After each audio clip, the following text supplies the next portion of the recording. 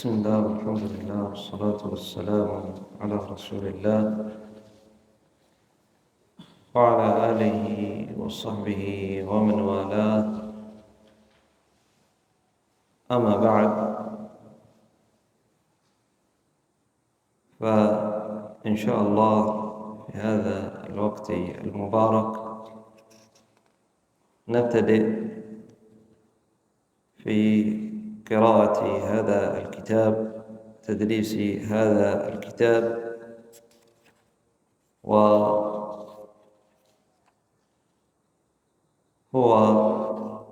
مبادئ طارئة مهمات في التوحيد والعقيدة والعبادة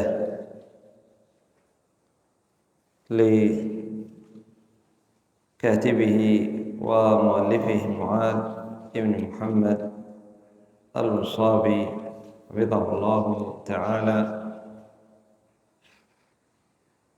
وهو كتاب مختصر ومفيد، قد اشتمل على ما يحتاجه المسلم من الأمور المهمة في باب العقيدة والتوحيد، وكذلك في باب العبادة. والعقيدة هي التوحيد، والتوحيد والعقيدة. يقول حفظه الله: تمهيد. أيها القارئ الكريم، بما أن عينيك تتجول في هذا الكتيب الصغير، كتيب تصغير كتاب، فإني أحسبك طالب منفعة لقلبك وراجي مصلحة لدينك، فأسأل الله أن ييسرك لليسرى وأن يصطفيك في الآخرة والأولى.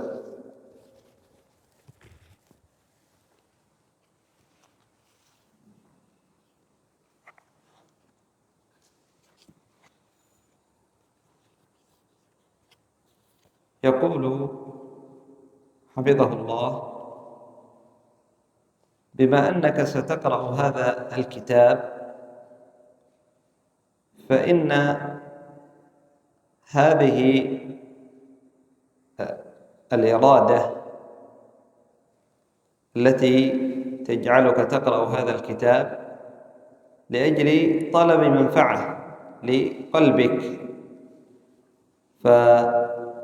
فالذي يقرأ كتب أهل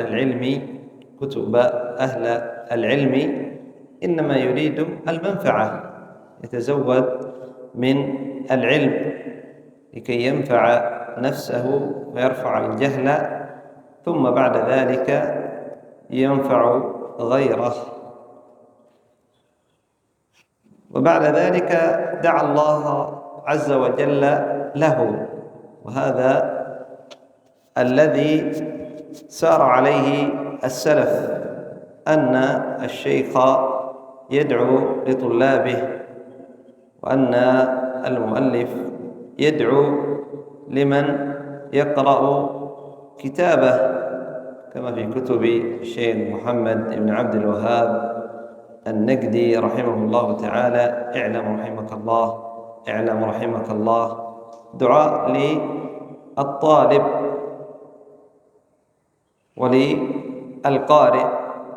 قال: فاعلم رحمك الحميد، رحمك الله، الحميد اسم من أسماء الله، أن الشأن كل الشأن في تحقيق التوحيد، وأن أمر التوحيد قد أخذ من نبينا صلى الله عليه وسلم كل فترة نبوته، فقد بدأها بقوله: قولوا لا إله إلا الله تفلحوا، رواه أحمد، حين كان في مكة لوحده. واختتمها بقوله: لعن الله اليهود والنصارى اتخذوا قبور أنبيائهم مساجد، متفق عليه. وهو يعالج سكرات الموت بعد أكثر من على سقطت هنا من عقدين من قوله الأول.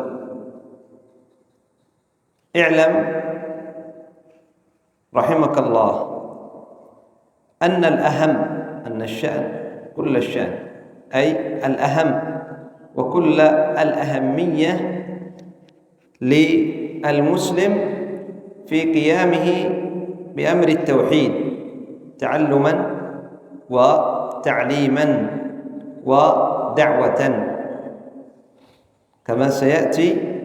هذا أول واجب على العبيد، وهو أول أمر قام به الأنبياء والمرسلون.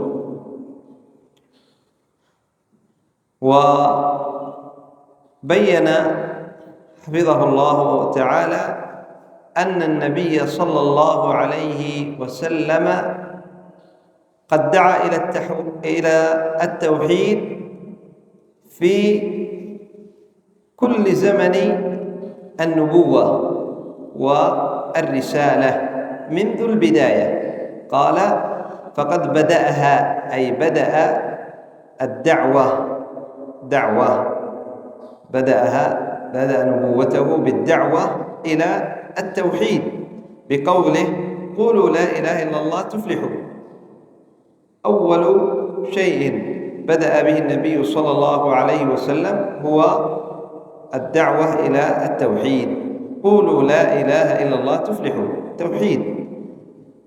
وهذا في بداية الأمر، وفي آخر الأمر أيضا، وفي آخر الأمر، واختتمها أي اختتم نبوته.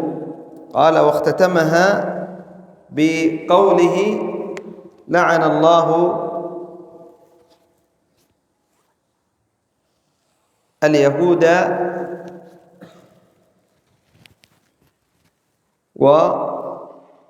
والنصارى اتخذوا قبور أنبيائهم مساجد، بالنهي عن الشرك وعن الأسباب الموصلة إلى الشرك. وما بين ذلك كان أيضا فيه دعوة إلى التوحيد، قال: وهو يعاني سكرات الموت، أي عند الاحتضار. قال هذا كما في حديث عائشة. قال: بعد أكثر من عقدين. العقد هو 10 سنوات. وكم كانت نبوة محمد صلى الله عليه وسلم؟ كم كانت مدة رسالته ونبوته؟ من عنده الجواب؟ كم كانت؟ كم النبي صلى الله عليه وسلم منذ أن أوحى الله عز وجل إليه بالرسالة والنبوة إلى أن مات؟ كم عاش؟ 23 سنة. 23 سنة. إذن أكثر من عقدين. العقد 10 سنوات، والعقد الثاني 10 سنوات، إذن 20، والثلاث زائدة، أكثر من عقدين من قوله الأول، أي من بداية دعوته: قولوا لا إله إلا الله تفلحوا، إلى آخر دعوته، إلى آخر أيامه، لا وقت سكرات الموت: لعن الله اليهود والنصارى اتخذوا قبور أنبيائهم مساجد. قال: ألا يدل هذا الأمر على حرصه صلى الله عليه وسلم على أمر التوحيد واعتنائه به أشد الاعتناء، فبه ابتدأ دعوته وبه اختتمها، فذلك دليل على مدى أهمية التوحيد. قال: ولك في رسولك الأسوة الحسنة. قال الله عز وجل: لقد كان لكم في رسول الله أسوة حسنة لمن كان يرجو الله واليوم الآخر وذكر الله كثيرا. فإنه ما غلب جانبا من جوانب الدين إلا بأمر رباني ووحي من الله، وما ينطق عن الهوى إن هو إلا وحي يوحى. هذا فيه دليل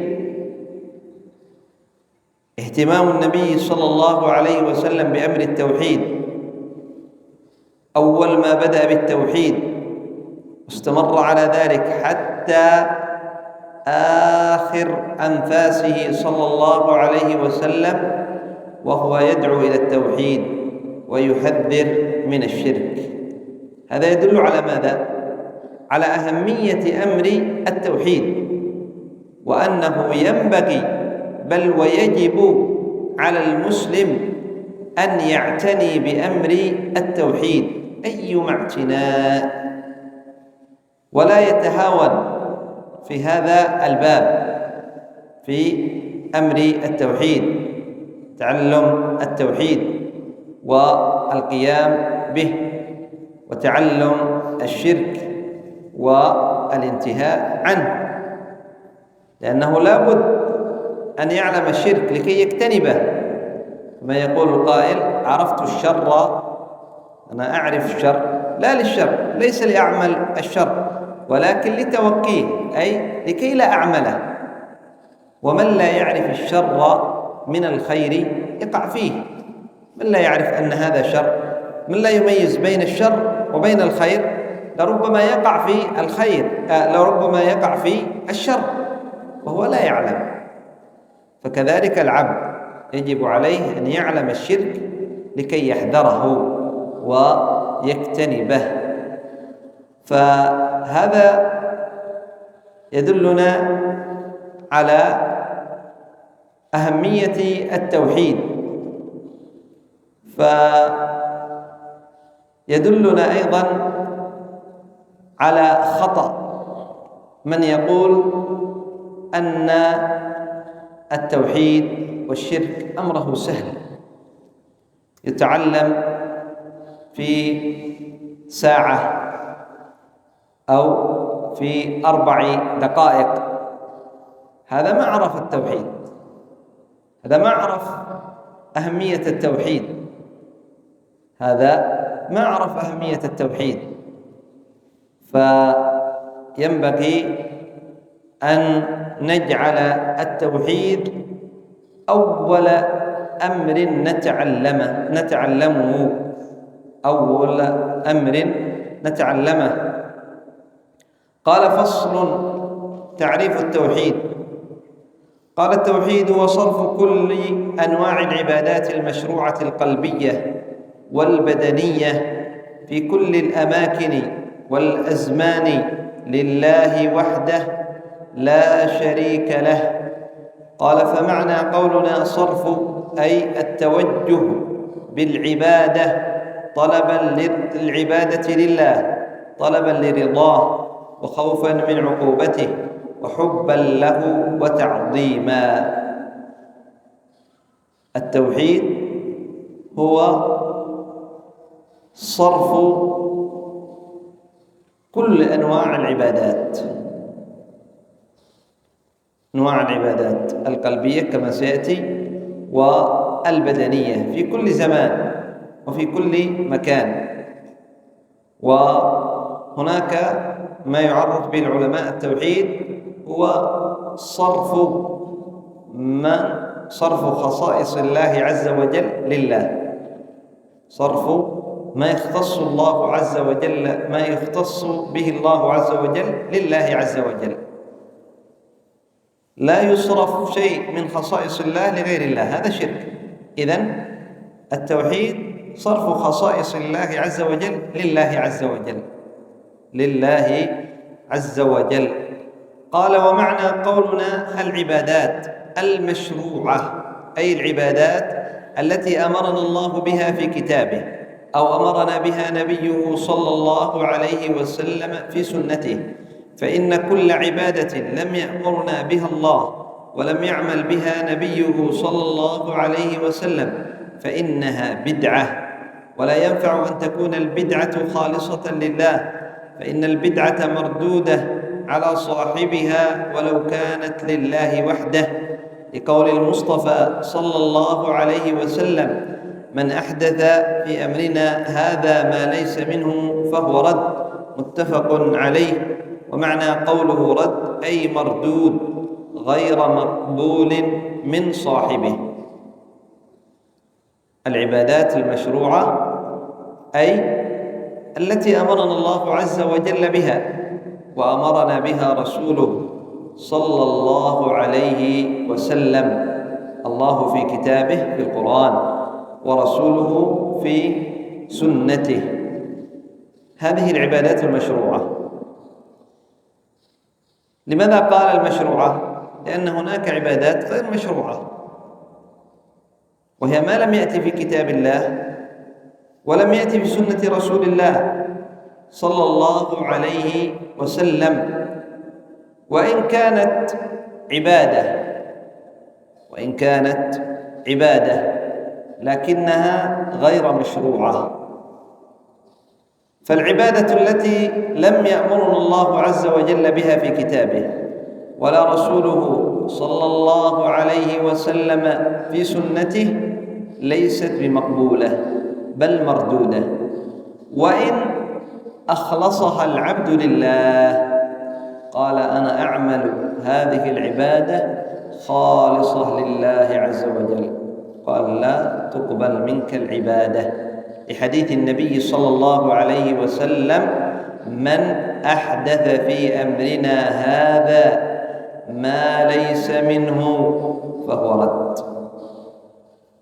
من أحدث في أمرنا هذا ما ليس منه، أي لم يأمر الله عز وجل به في كتابه ولم يأمر هو رسول الله صلى الله عليه وسلم في سنته رد. لم يقل شيء دون شيء، لم يقل عبادة دون عبادة، كل شيء أحدث مردود على صاحبه. والنبي صلى الله عليه وسلم يقول كما تقال في خطبة الحاجة في مقدمة الخطبة: كل بدعة ضلالة. كل من ألفاظ العموم، لم يقل بعض ولم يقل بدعة أو لم يقل يعني بدعة غير دون بدعة، بل قال كل بدعة ضلالة. وإن كانت هذه يعني البدعة أو يقال مثلا العبادة من أجل العبادات ومن أجل القربات فهي مردودة، وإن كانت صلاة لكن في وقت نهي على هيئة غير التي شرعت لنا مردودة. ونذكر هنا أثر لسعيد بن المسيب رحمه الله تعالى، وهذا يحفظ لأنه يرد به على كل مخالفة وعلى كل بدعة. جاء رجل إلى المسجد فقام يصلي بعد صلاة الفجر. معروف النهي عن الصلاة بعد صلاة الفجر، نوافل المطلقة، أن إذا فاتت سنة الفجر بعض العلماء يقول لا بأس أن تصليها بعد صلاة الفجر، وبعض العلماء كالشيخ ابن باز وغيره يقول الأفضل أن تؤخرها، إلا إذا خفت أن ألا تصليها لا بأس، لكن الأفضل أن تؤخرها إلى ما بعد الشروق، لأن ما بعد الفجر منهي عنه، لا صلاة بعد صلاة الفجر حتى تطلع الشمس. هذا الرجل قام يصلي نافلة مطلقة، فأمسكه سعيد بن المسيب قال له لا. ماذا قال ذلك الرجل؟ أتظن أن الله أو أتعتقد أن الله سيعذبني بصلاتي؟ صلاة هذه صلاة، الله يعذبني بسبب الصلاة؟ فماذا كان الجواب؟ قال له سعيد بن المسيب رحمه الله: إن الله لا يعذبك بصلاتك، وإنما إن الله لن يعذبك بصلاتك، وإنما سيعذبك بمخالفة نبيك. لن يعذبك الله بسبب أنك صليت الصلاة عبادة، لكن الله سيعذبك بسبب أنك خالفت نبيك. مثاله أي مثال آخر يعني يضرب على هذا يعني الأثر عن سيد المسلم. الآن هذا يحصل عند الكثير بسبب الجهل في باب صيام يوم الشك. جاء رجل في 30 من شعبان، تراءى الناس الهلال ليلة 30، ما رأوا الهلال، خلاص أعلن رمضان ليس كما سيأتينا، يعني مثلا ليس يوم السبت، سيكون إكمال شعبان 30. يأتي رجل يقول أنا سأصوم 30 من شعبان. لماذا يا عبد الله؟ احتياط، اتق الله يا عبد الله، هذا ستعذب. سيقول يعذبني الله، أنا أصوم لله، أنا أصوم لله وسيعذبني بسبب الصيام. يقال له هذا الجواب: لن يعذبك الله بسبب صيامك، إنما سيعذبك بسبب مخالفتك لنبيك. النبي صلى الله عليه وسلم نهى عن أن يصام قبل رمضان يوم أو يومين، وقال عمران بن حسين: من صام يوم الشك فقد عصى أبا القاسم. نهى عن أن يصام يوم الشك، نهى النبي صلى الله عليه وسلم عن أن يصام يوم الشك.